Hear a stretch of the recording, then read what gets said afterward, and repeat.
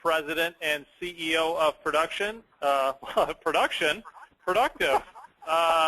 I'm going to change the name of the company right there, right out, and to think that I was fully caffeinated up until lunch. How upsetting is this? I am joined, alongside virtually and emotionally by Pete Greco, our VP of Sales and Technology. He works for Productive Corporation, which we are very closely related. Glad you joined us. We are going to talk about questions to ask before using the cloud in your DR plan. We work with thousands of customers across the U.S. and Canada and have done so for the past 13 years. Have a lot of insight that they've given us and seen some lessons learned the easy way and the not so easy way. So we're going to talk about it today. Pete Greco is going to talk about that. And if you have been to our events in the past, you know we like to get right into it. Like to give a special shout out to ArcServe and eVault, our sponsors today, two of the leading recovery management companies in the business. They both do a fantastic job, and we really appreciate them sponsoring and putting this on today.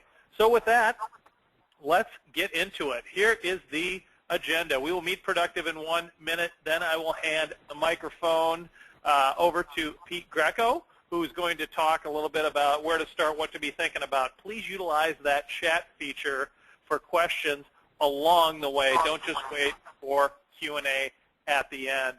So if everybody is ready, buckle up. Here we go. Who is Productive Corporation? Productive is a security and storage software expert for mid-sized companies. We have dedicated account executives that have licensing and product knowledge, so you don't have to wait on hold or navigate the publisher yourself. We also offer a lot of great content for the products we represent on our website. That includes demos, custom quotes, downloads, kind of key content pieces. All of that is at productivecorp.com. We also produce a lot of videos and P-Guides, 2-minute tech, all for the mid-market, talking about why this technology is relevant to you. Right? Not only is it the recorded webinars, there may be tips and tricks, best practices, all of this stuff. You can find that at productivecorp.com/content. The bottom line is we have the resources to help you. Help at productivecorp.com, 800-726-4099. We are here to help. And one of the ways that we help is by putting on things like the Productive Knowledge Series. Our host today is Pete Greco. He is VP of Sales and Technology at Productive. As I mentioned at the top of the broadcast, he has worked with literally thousands of our customers and talked to them about backup solutions. And as the cloud has become a more and more viable option, we have talked to people and helped them implement strategies that have been successful, and we've discouraged people when it didn't really make sense, right? It's an evolving thing. It's about the cost of bandwidth. It's about the reliability of the pipe. It's about the data itself. It's about RTO. It's about RPO. But lest you hear that from your crazy host, let's hear it from Pete Greco's mouth. He'll sing it, he'll wing it, but he'll make it entertaining. Ladies and gentlemen, let's have a loud virtual round of applause for Pete Greco. Pete? All right. Thank you so much. Please, everybody, be seated. Appreciate everybody taking the time to hang out with us today. We are going to try and keep this short and quick. Hopefully, part of the idea behind the knowledge series here is to, share a lot of info, but it's also to raise a lot of questions. And so please do take advantage of that chat feature so I can make sure that I'm doing my job in helping you raise some questions. And then your Productive rep will be following up with you afterwards to try and help you answer some of those questions that you might be coming out with. So let's get this bad boy started. Let's see if I can't. There we go.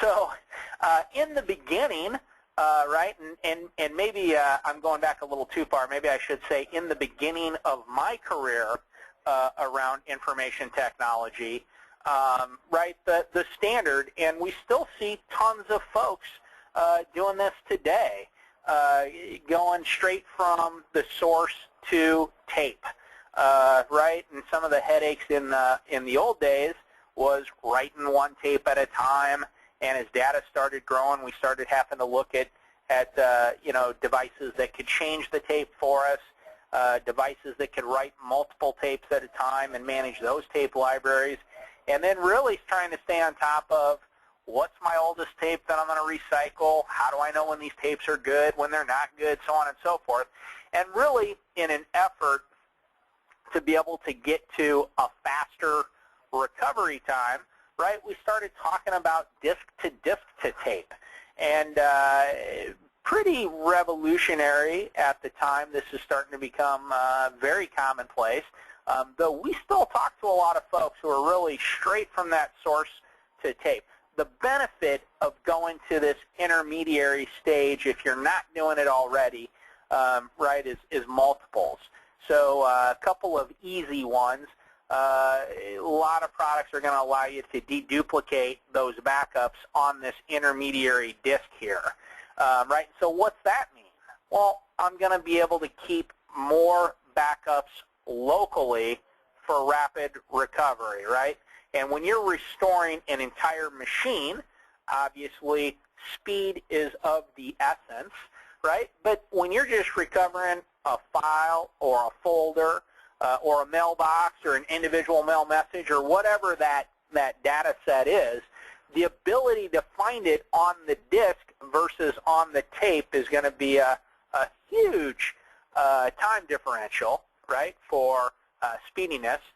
Most folks, when they recover, and there's a bunch of studies out there that will share this data with you, and that's where I got it from, are going to the latest backup anyway. So having it local and available, being able to find it rapidly out of the whole backup set. You know, we have a small backup environment here, so if I'm backing up 3 or 4 or 5 servers even to find one file in that good size amount of data that we're backing up, we can spin that tape for a long time before we locate it on the disk. We're going to find it quick, and we're going to be able to copy it back to the original location or a new location quite rapidly.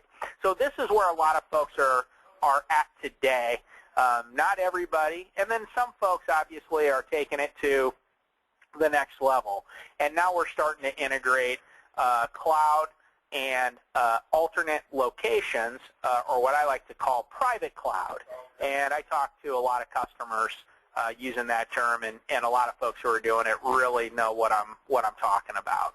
And so what a lot of folks are doing, especially if they have a larger organization where they have multiple offices and potentially multiple offices with server rooms or data centers, right? Or maybe that secondary location is getting created just to be a failover location. We're talking to more and more folks who are doing that. And they're basically going disk to disk and then replicating from the local disk to an external disk at an alternate location, or they might be going disk to cloud, right? And I talk to a lot of folks out there that are using Azure or might be using Amazon to do that. And what they're getting is they're getting cloud storage, but they're not really getting much in line of management and that kind of stuff. There's a lot of companies that are popping up with some kind of store your data at my location offering, and not all of those are created the same. And we're going to talk about that a little bit, a couple slides down. So what's the benefit of doing all this crazy stuff, right? Well, we want to keep local backups, again, for that fast recovery. And that's what I really think about when I think about disaster recovery, is not the backup, it's the recovery. The whole reason that I'm doing this is because I need to get up to speed as quickly as possible if we have an outage. And so we talk a lot with you folks, but we also talk about it internally in our own environment, right, about RTO and RPO. And what I typically do for our production environment is I look at each server individually. I know some of our larger customers are looking at server groups or server clusters this way, and really trying to identify what's the criticality of the apps and the device itself or the machine itself, right, and kind of figure out if it takes me all day to recover this one, that's fine. This one needs to be back up in sub 10 minutes or sub 5 minutes, right, and that's where we want to be able to snap data frequently, take backups throughout the day so that if we have an outage or an issue, we're not going to last night's backup. We're going to a backup from 15 minutes ago, 20 minutes ago, 30 minutes ago, whatever you're doing. And we have these settings set differently for different servers because not every server I need to go back an hour. Some of them, if I went back to this morning, I'm fine. Some of them I really need that recovery to be as quick as possible, and I need to be able to recover it quickly. Yeah. Do you quantify that, or do you find that customers are quantifying it? Like, I mean, you say you need to back up in 10 minutes. Is that because the labor or the the data that you'll miss out on transactions, or what? I mean, how are guys figuring that out?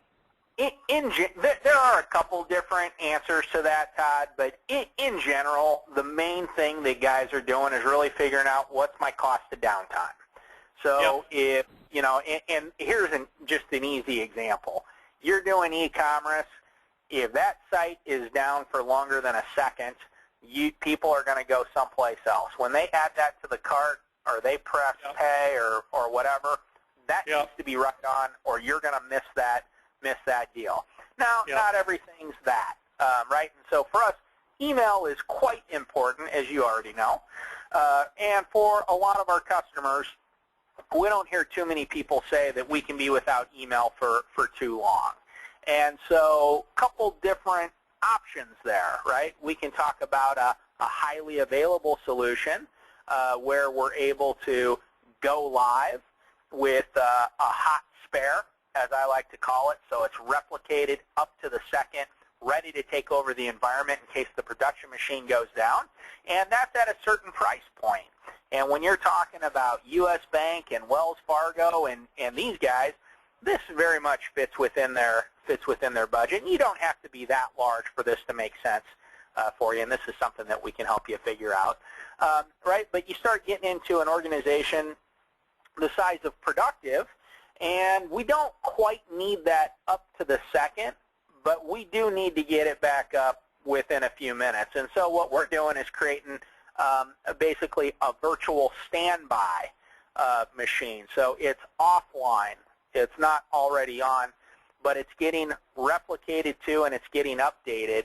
And if we have an outage, we can simply go live with an offline backup, and it's as quick as booting up an offline virtual machine. So our recovery point objective can be down to a very small amount of time as far as how frequently are we backing up that data. It no longer has to be just overnight, right? But our recovery time objective, how quick can we recover, is the amount of time that it takes to turn on a server. And that's quick enough for us, and that's pretty quick. And depending on the server, our email server actually takes about 12 minutes to start up, just because Exchange has to load and this kind of stuff. Our key application server, though, which is a pretty fast Server 08 machine, the offline virtual standby machine there, boots up in about 3 minutes. So if we have an outage, we're recovered in 3 minutes with an exact replica of that machine. So that's awesome, right? Puts us into a scenario where even really just 5 years ago, this would be the kind of technology that only the biggest enterprises can afford, and it's now available to everybody. So kind of the next question, well, so you're able to do that. Who cares about getting that data off-site then, right? So the majority of outages that you run into are going to be, right, a disk goes bad, a power supply goes bad, fan dies, whatever, right? We've had them all here, and I'm sure you guys all have as well. And, right, and we recover pretty quickly. The server room's still functional. Everything else is still working. We don't have to worry about finding new homes for people or anything like that, right? But you still do run the risk that the building goes down, you have some kind of natural disaster that prevents you from using your key office. And so you still need to get data off-site. So we want most of our recoveries to be local, but if something happens to the whole location, we've got to be able to bring that data in from off-site. And that's where we're starting to talk about replicating to an alternate location or backing up and replicating to the cloud so that we have that stuff available. Now, we still have tons of folks who are going tapes, and talked to a gal late last year. They're required to have a nightly tape backup every night going back 10 years. So when they're recycling a tape, it's 10 years old. Now, the challenge there is that tape device dies. Maybe you can't get another tape device that runs that same kind of a tape. You might run into a situation where you've got tapes that you can't plug into anything, right? Or you just simply want to upgrade that tape device technology to get something faster that runs more tapes simultaneously or whatever, and now you're maintaining a couple of different devices because you still need the older one to read the older tapes. You run into all kinds of headaches there, and the cloud can remove a lot of those headaches for you because the cloud is the cloud, and so you're not going to be super concerned about how does that gear change, how does that device change, are they supporting the latest OS, or they're not going to support Server 2012 or whatever. That becomes a non-issue for you. So as long as we're talking about getting stuff off-site, right, let's talk a little bit about the cloud. And one of the big questions that we get asked here is, you know, how do I know when I have too much data, or I don't think I could possibly use a cloud scenario because I simply have too much data. We still want to do a full backup on Friday night, and my full backup is 3 terabytes or 5 terabytes, right? And that's a common range that we hear from a lot of our mid-sized customers, 3 to 5, maybe it's 3 to 6 terabytes. And so guys are thinking, well, how do I get 5 terabytes up to the cloud when I still have employees that might need to do a little work from home on Saturday, might need to do this, might need to do that, still need access to email. I can't monopolize all of my bandwidth for the whole weekend every weekend, right? So first of all, still want to see folks keeping, you know, the last, and this can be different for each company, the last 10 backups, the last 20 backups locally for that fastest rapid recovery, right? But now if you want to get started and you're in this kind of 5 terabyte range, an easy way to get started is seeding the cloud. And so what we'll do there is get a device to you, you know, USB disk-based device. Start by loading that up, right? Then that can get copied over at the cloud provider. And so your very first backup is an incremental.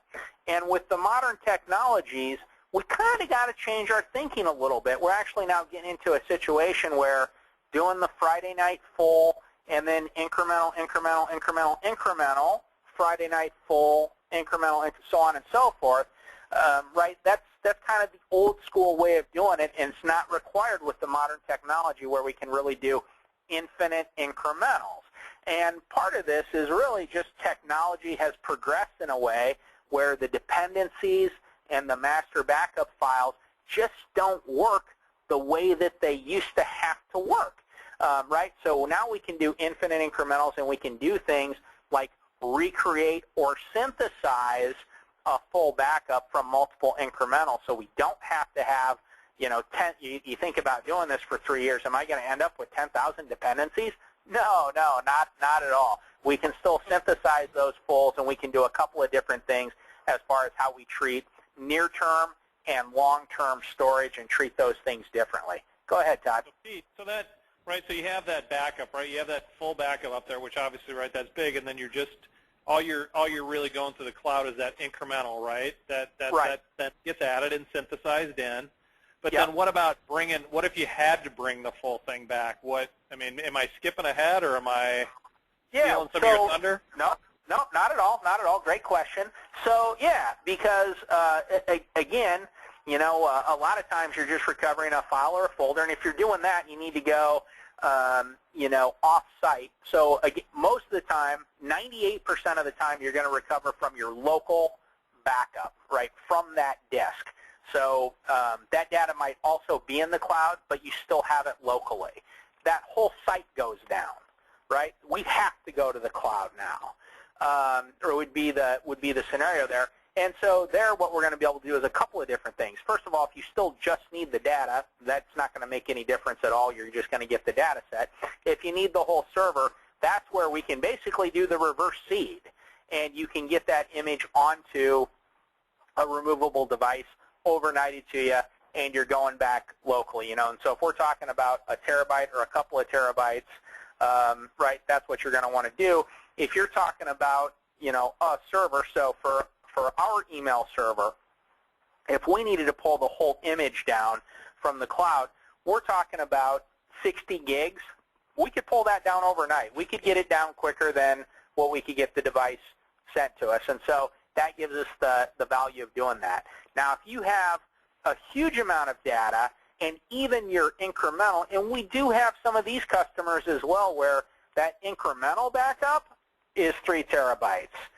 Right? And you just simply might not be able to make a full image to the cloud realistic. Well, now we can start talking about still our local backups, and maybe we're replicating across our WAN from site to site so that our backup disk is replicated, and we've got 2 copies there. And then we could drive to our site and get that and bring it back in case we lost the site, or we could start serving from the alternate site. But we can put just the data. So we're keeping images locally, and then we're putting just the data. And what that would mean is if we lost the whole server, we might have to first install, server 12, and then install Exchange, and then copy the data back down, or SQL, or whatever that application server might be, or build that file server, and then copy the data back. And so now we can take just the data and put it into the cloud. It doesn't have to be a full image, and that's going to give us the benefit of still not having to manage those tapes, having all of the data that we need. Our most rapid recovery is still going to be from our local disk, but we're able to keep long-term data and really, can keep it forever if that's what you want to do. I think most folks are really trying to get smart about data retention policies so that we don't have to go back to 1978, right, if someone subpoenas information from us or whatever, and also helps us keep control over our disk. Not everybody can do that based on their regulations. It's something that we definitely recommend if it makes sense for your business, and it's definitely something that we do in-house as well. So it gives you a lot of different options on how you can leverage that cloud device. Next question that anybody familiar with the cloud might be asking themselves is, well, what happens when I'm going on year 2, I'm going on year 3, maybe I need to keep 4 years, and I'm paying this huge price because I'm talking about data on top of data, right, that I'm forced to keep through whatever regulation. Well, you start looking at some of the better cloud services, and what you're going to see is a difference between near-term and long-term storage and different price points. Now, what's the downside? Well, you're not going to be able to get that long-term back as quick as possible, but typically that's not going to be an issue because if you're going to that long-term, that's more for forensic investigation and long-term analysis. What you're typically not doing is saying, I want to recover, we've got a server that's down, and we want to recover the server from 2 years ago. We don't really care about the last 2 years of data, right? So if you're going back that far in time, you're typically only concerned about the data, and if it took you 6 hours to get it instead of 6 minutes, it's not going to make any difference at all. In fact, for a lot of you, if it took 2 weeks to get it instead of 6 hours, it's not going to make any difference at all because of the nature of doing that long-term recovery. You're doing some sort of forensics, or you're trying to piece something back together for whatever reason. Exactly. Putting together a case, and that's where we talk to a lot of folks is they're putting together a case, they're involved in some kind of a lawsuit or whatever it is, and they're going back to look at who was doing what, who logged in where, who changed this file, whatever it might be, right? And then the real work there is doing all that stuff, not getting the data back, typically. Yep. So, right, kind of jumped ahead without clicking the slide. So for that long-term recoverable data, that's where a lot of folks are still doing tape, but have a lot of management headaches. If you're really small, you can be doing something like a USB disk drive or some kind of removable media. I remember when our business was very young and we were actually backing up to DVD and still had plenty of room on the DVD. Well, those days are are long gone for us.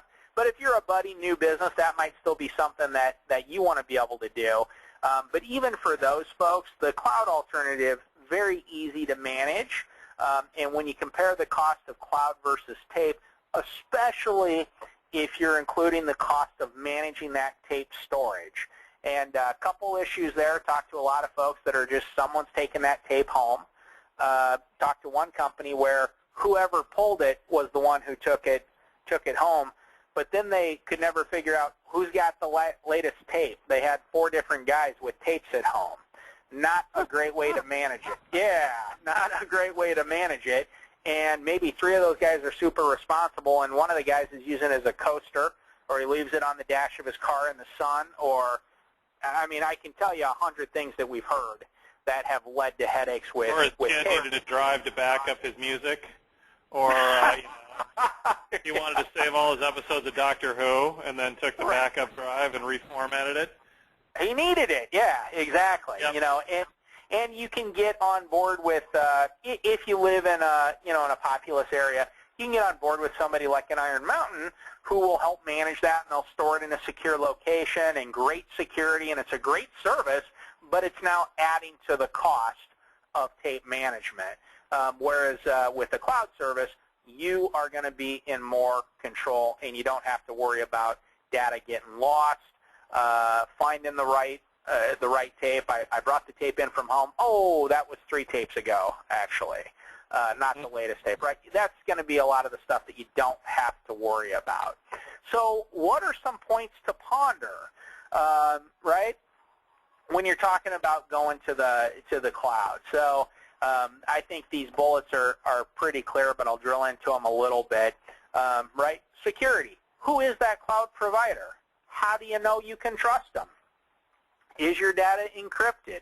What kind of physical security do they have? Because they can encrypt that, make sure that anybody browsing from the internet, right, can't get in. They've got a strong firewall. They've got great security software. But if the front door is wide open and somebody can walk in there and grab a drive, none of that other stuff makes too much of a difference. So we want to make sure that they have great overall security and that you can really trust your data. This should be a step up from what you're doing, not a step down from what you're doing locally. So Pete, I mean, you can encrypt your data, whether eVault or ArcServe, right, or some of the other. I mean, that's part of the drill, right? That's encrypted data anyway, right?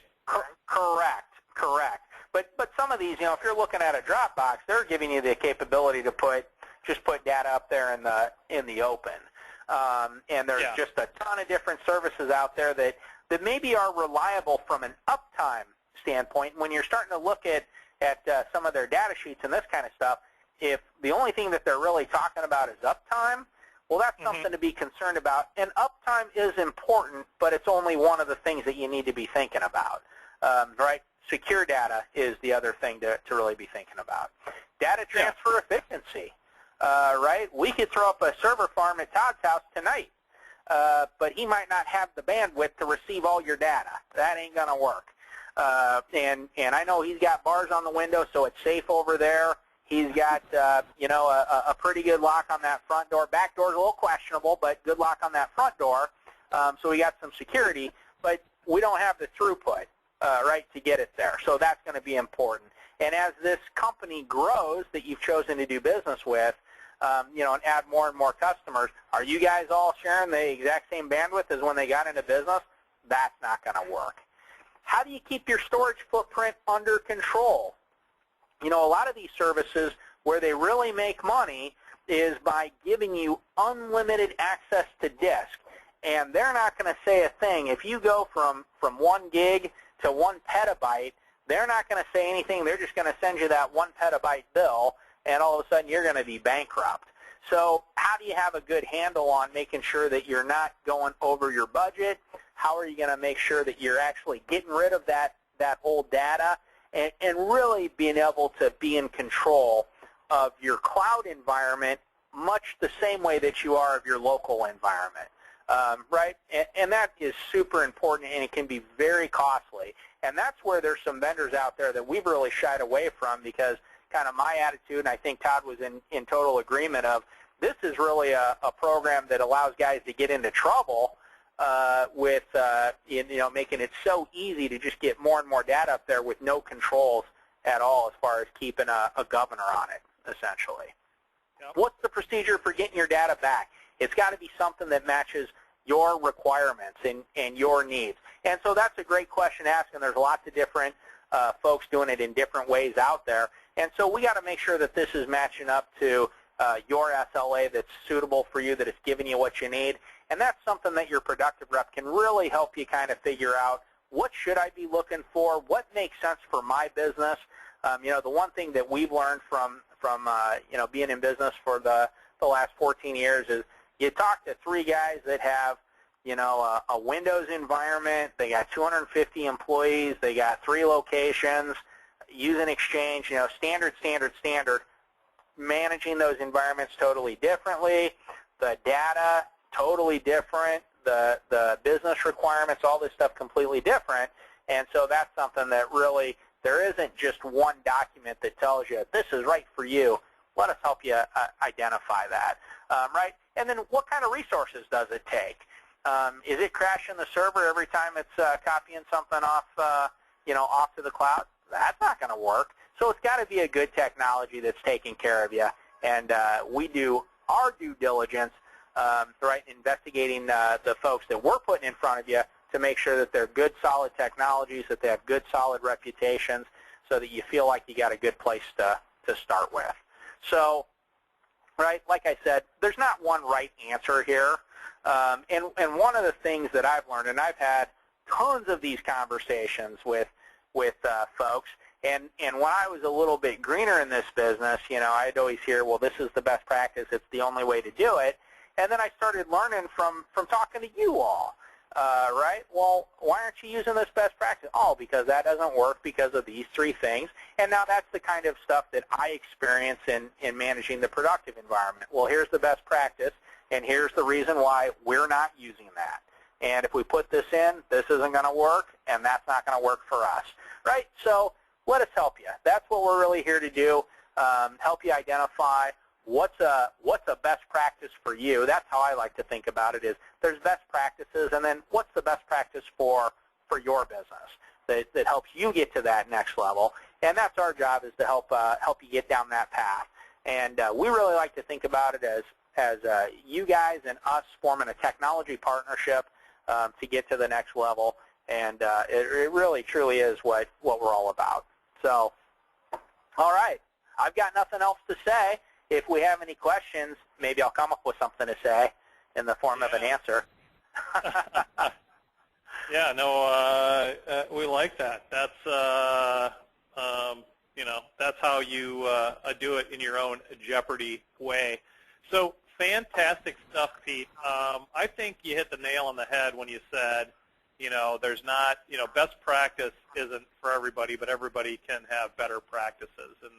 And you got to decide, and that's something we can walk you through. There's a lot of different parts to this, whether it be the value of data, the amount of data, the recovery time objective, or the recovery point objective. A lot of different ways to do it. Cloud is a piece, and is going to be a bigger piece moving forward, because it makes sense, whether it's your server in your large multinational out there, right? Some server farm there, or whether it's a shared server at some sort of NOC. I mean, it just makes sense, and that's the way it's going. So let us help you out. Ask us questions. Your account exec will be following up. We really appreciate you taking the time today. We know that 30 minutes is a bunch of time, and you chose to spend it with us. For that, I say thank you. Your gift cards will be coming out soon, so Thank you so much. Pete, great presentation. I'm Todd Obert from Productive, along with Pete Greco, wishing you a balance, fantastic balance of your day and week, and we will talk to you soon. Thanks. All right. Thanks, everybody.